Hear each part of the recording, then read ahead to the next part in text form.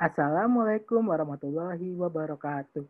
Perkenalkan, saya Muhammad Kotip Rayaan dengan NIM 150 36 250 dari sesi 2 ingin mempresentasikan tugas strategi media dan pembelajaran yang diampu oleh Bapak Dr. Rian Arthur, Magister Pendidikan. Di sini saya akan menjelaskan strategi atau model pembelajaran pada mata pelajaran gambar teknik.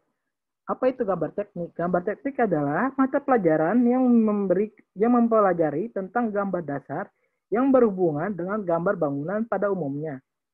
Adapun kegunaannya adalah sebagai bekal dasar pengembangan kemampuan siswa dalam membaca gambar.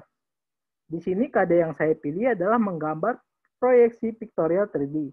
Tujuan dari pembelajaran dari KD ini adalah yang pertama, siswa dapat mengetahui macam-macam proyeksi pictorial dan penjelasannya. Lalu, siswa dapat menggambar proyeksi pictorial secara 3D. Di sini saya akan menjelaskan tentang analisis, model pembelajaran, sintaks dan kesimpulan dari apa yang telah saya kerjakan. Yang pertama, analisis isi konten. Proyeksi pictorial merupakan suatu cara menampilkan gambar benda yang mendekati bentuk dan ukuran yang sebenarnya secara 3 dimensi dengan pandangan tunggal. Proyeksi pictorial disebut juga sebagai gambar ilustrasi teknik. Terdapat 3 jenis proyeksi pictorial, yaitu yang pertama, proyeksi aksonometri yang mengandung isometri, dimetri, trimetri. Proyeksi aksonometri apabila bidang-bidang atau tepi-tepi benda dimiringkan terhadap bidang proyeksinya sehingga 3 muka dari benda itu akan terlihat serentak seperti gambar yang di bawah ini, yaitu ada gambar isometri, gambar dimetri, dan gambar trimetri. Jenis yang kedua yaitu proyeksi miring. Seperti proyeksi sejajar, tetapi dengan garis-garis proyeksinya miring terhadap bidang proyeksinya. Pada proyeksi ini, bendanya dapat diletakkan sembarang, tetapi biasanya permukaan depan dari benda diletakkan sejajar dengan bidang proyeksi vertikal. Seperti pada contoh di bawah itu yang bagian kiri, contoh dari proyeksi miring. Lalu jenis yang ketiga, proyeksi perspektif. Proyeksi perspektif apabila antara benda dan titik penglihatan tetap diletakkan sebuah bidang vertikal atau bidang gambar. Maka pada bidang gambar tersebut akan terbentuk bayangan dari benda tersebut. Seperti yang dicontohkan pada gambar bagian kanan. Seperti contoh gambar perspektif 1 titik, contoh gambar perspektif 2 titik, dan contoh gambar perspektif 3 titik. Yang kedua yaitu mode pembelajaran. Metode pembelajaran yang saya gunakan di sini ada 4. Yang pertama, project based learning. Yang kedua, ada diskusi. Di sini siswa diminta untuk berdiskusi tentang tugas proyeksi piktoral yang diberikan oleh gurunya. Yang ketiga, tanya jawab. Di sini guru akan mengkondisikan suatu situasi belajar untuk membiasakan mengajukan pertanyaan secara aktif dan mandiri tentang kesulitan menggambar proyeksi piktorial. Lalu siswa di sini mengajukan pertanyaan tentang kesulitan menggambar proyeksi piktoral. Lalu yang keempat, penugasan. Guru akan memberikan penugasan kepada siswa, lalu siswa akan menyimak dan memperhatikan tugas yang diberikan oleh guru tersebut.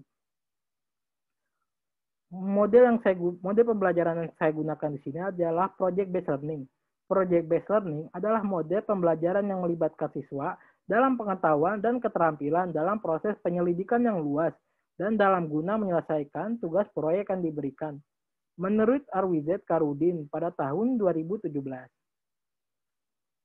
Project based learning adalah model pembelajaran yang memberikan kesempatan kepada siswa untuk melakukan proses pencarian pada persoalan dan permasalahan dari dunia nyata yang relevan dengan pembelajaran yang dipelajari model pembelajaran ini. Model pembelajaran ini dapat diterapkan pada kompetensi dasar menggambar proyeksi piktorial 3D pada mata pelajaran gambar teknik.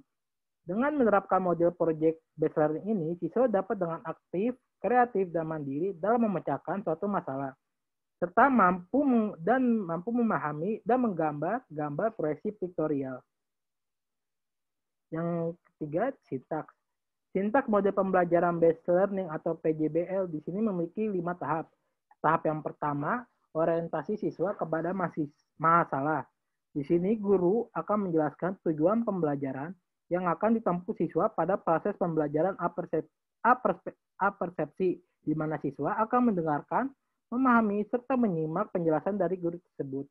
Lalu tahap kedua yaitu mengorganisasi siswa untuk belajar. Di sini guru bertanya kepada siswa apa yang diketahui tentang proyeksi piktorial atau 3D. Di sini siswa akan menjawab tentang proyeksi 3 dimensi yang mereka ketahui. Lalu selanjutnya guru menjelaskan sedikit tentang proyeksi 3D di mana siswa akan mendengarkan serta memahami, menyimak apa yang dijelaskan oleh guru serta bertanya jika masih ada yang kurang paham. Lalu guru akan memberikan contoh menggambar proyeksi piktoral di mana murid akan mendengarkan, memahami apa yang disampaikan guru dan maju satu anak untuk mencoba menggambar proyeksi piktoral. Tahap yang ketiga yaitu membimbing penyelidikan individual maupun kelompok. Di sini guru akan memberikan sedikit penjelasan tentang cara menggambar proyeksi piktoral. Dalam hal ini yang diambil adalah proyeksi ortogonal dan siswa diminta untuk menggambarnya.